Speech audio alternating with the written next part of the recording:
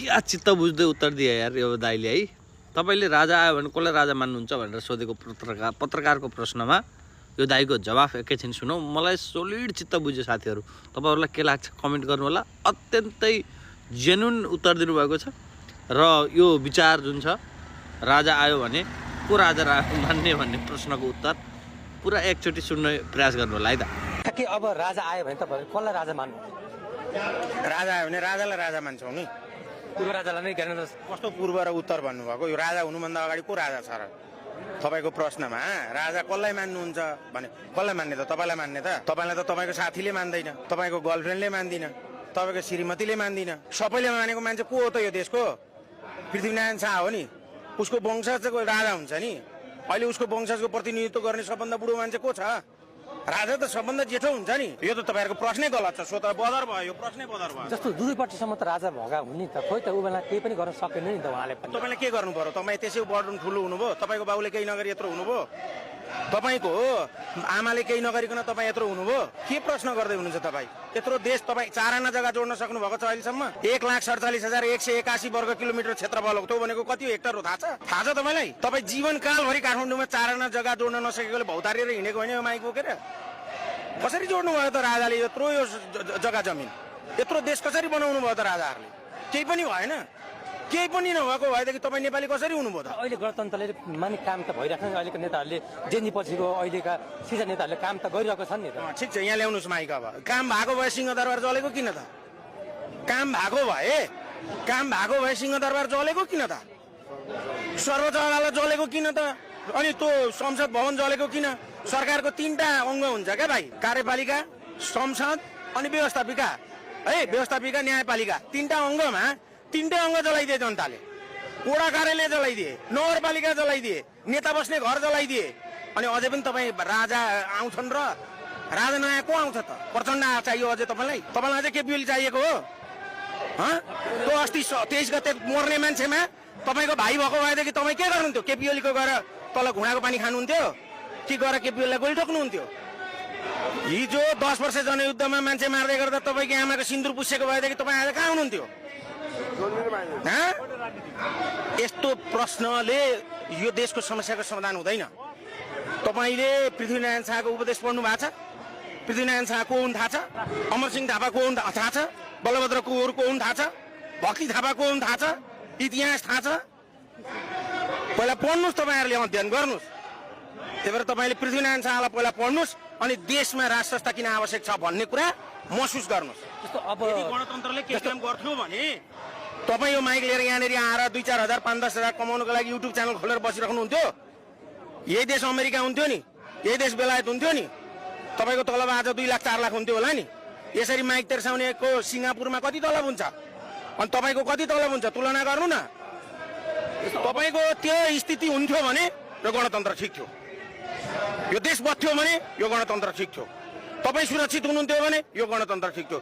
भाद्र 23 र 24 गते यो देशको प्रधानमन्त्री सुरक्षित थिएन, यो देशको राष्ट्रपति भएको थियो। तपाईँ आफू अहिले गणतन्त्रको पक्षमा कुरा गर्नुहुन्छ। त्यही भएर तपाईँहरूले पहिला अध्ययन गर्नु जरुरी छ।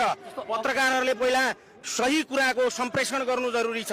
पत्रकारिताले गलत पत्रकारिता गर्यो र गलत प्रश्न गर्यो भने, इतिहास पढेन भने, देशको आवश्यकतालाई बुझेन भने त्यो देश धुलिसात हुन्छ। आज हरेक नेपाली एकदम समस्यामा छ। हेर्नुहोस् भाइ, आज हरेक नेपाली समस्यामा छ। तपाईँ समस्यामा हुनुहुन्छ, म समस्यामा छु, विदेशमा बस्ने नेपाली समस्यामा छन्, स्वदेशमा बस्ने समस्यामा छन्, नेता आफै समस्यामा छ। अरू त के कुरा गर्नु? देश समस्यामा छ। अनि यो समस्याको समाधान चाहिँ हुन्छ चाहिँ कसरी? अबको आन्दोलन तपाईँ कहिलेसम्म गर्नुहुन्छ? कसरी अगाडि बढाउनु?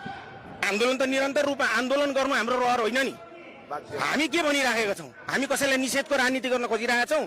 राजा, जेन्जी पुस्ता र राजनीति दल यो 3टा शक्ति मिलौँ, सबै समस्याहरूको समाधान गरौँ, एउटै टेबलमा बसौँ, नमिलेका कुराहरू मिलाउँ। संविधान संशोधन गर्ने हो कि कानुन संशोधन गर्ने हो कि यो देशमा स्थिरताको लागि एउटा काम गरौँ। देश स्थिर भयो भने न समृद्ध बन्छ।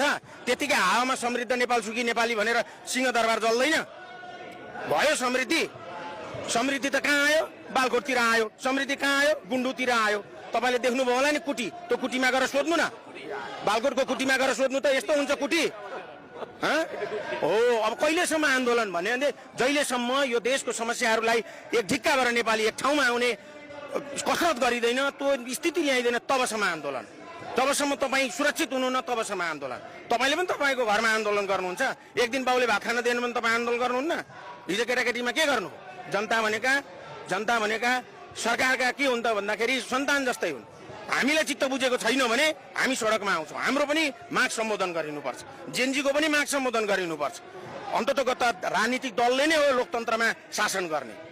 राजा हामीले स्थायित्वको लागि खोजेको होइन, हाम्रो इतिहास हो, हाम्रो गौरव हो, हाम्रो धर्मको रक्षक हो, हाम्रो जमिनको रक्षक हो, हाम्रो जमिनको संरक्षक हो, जमिन बनाएको मान्छे हो होइन भनेदेखि उसलाई हामीले सम्मान गर्न जान्नुपर्छ।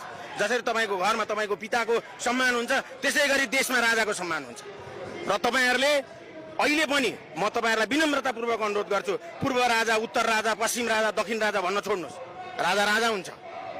बुझ्नुभयो? बाघ बुढो भयो भनेदेखि पूर्व बाघ पश्चिम बाघ भन्नुहुन्छ र?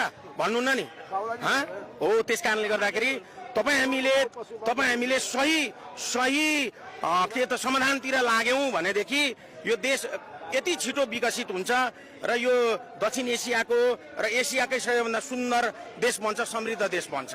हामीसँग अपार सम्भावना छ। त कहिलेसम्म यस्तो भइराख्ने? हामी पनि तपाईँलाई प्रश्न गर्छौँ, यस्तो कहिलेसम्म हुने? तपाईँहरूले पनि आवाज उठाउनुहोस् न, प्रचण्डलाई सोध्नुहोस् न, कहिलेसम्म तपाईँको गणतन्त्र त गइसक्यो त। तपाईँको राष्ट्रपति भागो, तपाईँ भाग्नुभयो, सबै भागो, सबै जल्यो, अनि अझै पनि ठुल्ठुला कुरा गरेर जुङ्गामा ताउ दिने। हिन्दीमा भाषण गरेर तेरा मेरा भन्दै सियर ठोक्ने, पुरा शेरबाज हुने। अब के ज्यानभन्दा बाँकी ठुलो कुरो के हुन्छ? त्यही ज्यान पनि गुमाउनु छ र उहाँहरूलाई? अब त्यही पनि ज्यान पनि गुमाउनु छ। त्यस कारणले गर्दा सम्पूर्ण रूपमा कम्प्लिट सोल्युसनमा जानु पर्यो क्या भाइ होइन। हिसाब कति बेलासम्म गर्नुहुन्छ? जबसम्म उत्तर निस्किँदैन। हामी कति बेलासम्म सङ्घर्ष गरिरहेको छौँ? जबसम्म यो देशमा राज संस्था, हिन्दू अधिराज्य होइन, त्यहाँ पछाडिबाट गएर जननिर्वाचित सरकार हो।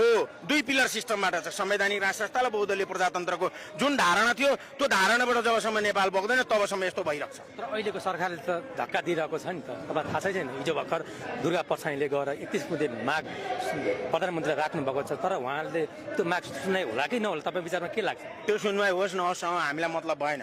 दुर्गा परसाईको के माग छ, कसो छ, राजतन्त्र चाहियो भन्ने माग एकातिरको कुरो हो होइन, राजाको कुरो एकातिरको कुरो हो। बुझ्नुभयो नि? राजाको कुरा एकातिरको कुरो हो, माग एकातिरको कुरो हो। दुर्गा परसाई एउटा व्यक्ति हुन्। राजा भनेको समग्र देशको छाता हो क्या। तपाईँ समग्र देशको म छाताको विषयमा कुरा गरिरहेको छु, तपाईँ म समग्र रुखको कुरा गरिरहेको छु, पिपलको बोटको कुरा गरिरहेको छु, तपाईँ एउटा पातको कुरा गरिराख्नु भएको छ क्या। यसरी त तपाईँले गर्ने प्रश्नै मलाई त चित्त बुझ्दो लागेन क्या भाइ। मैले त तपाईँलाई धेरै, म त वर्षको त दिनको के अरे वर्षको त 10,000 विद्यार्थीलाई पढाउँछु, तपाईँलाई पनि एकचोटि मैले पढाउनु पर्ने जस्तो देखियो। क्लास लिएर आउनुहोस् बिहान 6:30 बजे मेरो।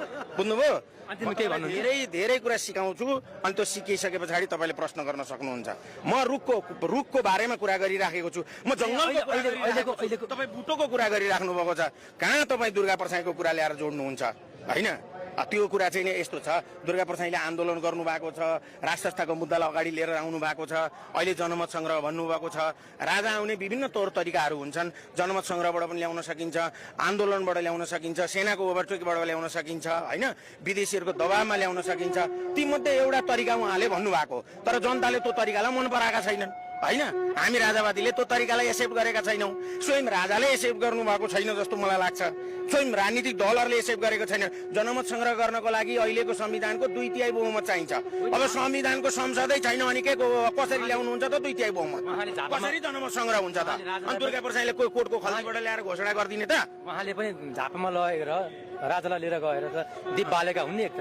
हो त अब के गर्नु त? राजाले दीप बाल्नु भयो त, बाल्नु भयो र त उनलाई चाहिँ होला त नि भनेर सबैले साथ दिइरहेको छ नि त अहिलेसम्म होइन हो। यस कारणले गर्दाखेरि सबै मान्छे चाहिन्छ क्या, सबै मान्छे चाहिन्छ। दुर्गा परसाई चाहिन्छ, काङ्ग्रेस चाहिन्छ, एमाले चाहिन्छ, माओवादी चाहिन्छ, राजाका लागि सबै चाहिन्छ, तपाईँ चाहिन्छ, अर्को चाहिन्छ होइन। तपाईँहरूले के सोध्नुहुन्छ भनेदेखि तपाईँहरू राजावादीहरू एक हुनुहुन्न, तपाईँहरू पनि त युट्युबहरू एक हुनुहुन्न नि त। 100 एउटा युट्युब किन खोल्नु पर्यो? एउटै खोले भइगयो नि। कान्तिपुर टेलिभिजन छ त, त्यसैमा गएर काम गरे भइगयो होइन? किन खोल्नु त तपाईँहरूले पनि?